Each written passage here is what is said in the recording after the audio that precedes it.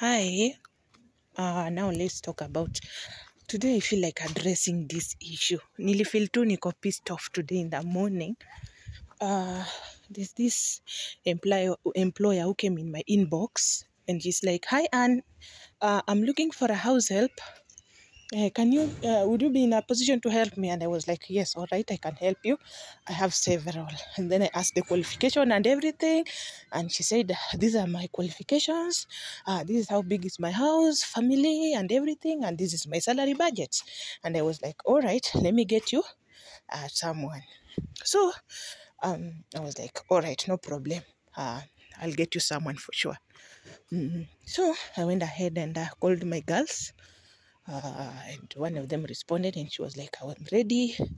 Just connect me with her. And then we do the interview. And if we agree, it's okay. I'll go. I have no problem." So I later connected her with the girl. And then she did an interview. Okay, for me, when I'm recruiting house helps, there are two ways. It's either we do a conference call, or if the employer decides, okay, I'll do the interview myself, I have no problem. I normally allow them to do the interview. So I don't complain about that one. So she said, "Okay, I'll just do the interview and then give you the feedback." So she calls the girl and she's like, she asked for her numbers. She asked also for her relatives' numbers. And the girl was so open and she gave her all the numbers, her dad's and auntie and two of her siblings. So the employer later went ahead and called the dad and asked about her whereabouts, what she does, and blah blah blah, all those stuff. And then again she went and called the auntie to ask, "Do you know this person? How is she? How is everything? How does she behave and everything?" And and you see, after that, then she called back again and told me, "Okay, I've talked to the girl and we have agreed for her to come tomorrow. We start off the job." And I was like, "Okay, well, great." Then after a few minutes, the girl calls me back. Now the house help, the one was supposed to go, and she's like, "Okay, I was willing to go for that job, but I won't go." And I asked her, why sudden change of mind? And she's like, can you imagine this boss has just called, she has called my dad. She interrogated her. She asked her that, what do I do in Nairobi? Something like that. And my dad, alishtuka, how do we call that in English? Alishtuka, and he was like, he thought that I was in trouble. And then she went ahead and called my aunt.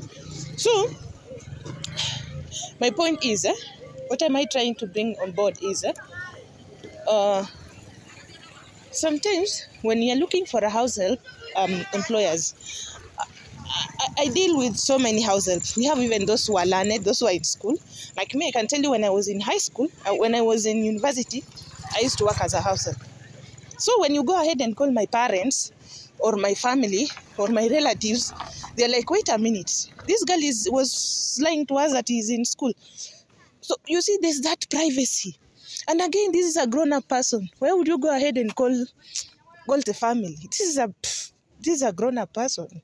My goodness, why don't you even request for there's a strange somewhere here. Why don't you go ahead and call and ask then for good conduct? Why are you asking of? Why are you calling the relatives? Some of us, even, we are not in good terms with our relatives, and we don't like them knowing our moves. So why are you calling their relatives? How will you feel, even you, when you get a job, and the boss insists on calling your relatives and family? So can we just agree that as an employer, when you're looking for a house help, try your best. Avoid such things. It's not even ethical to call the family unless it is emergency, like maybe Maybe the girl has messed. And again, you're calling the relatives, and even you've not met the girl. You see, you're calling the relatives, and you've not even met the girl. You've not even talked. So I'm imagining, you post a red flag. Nowadays, the world is digital. Why would you want to confirm with the friends?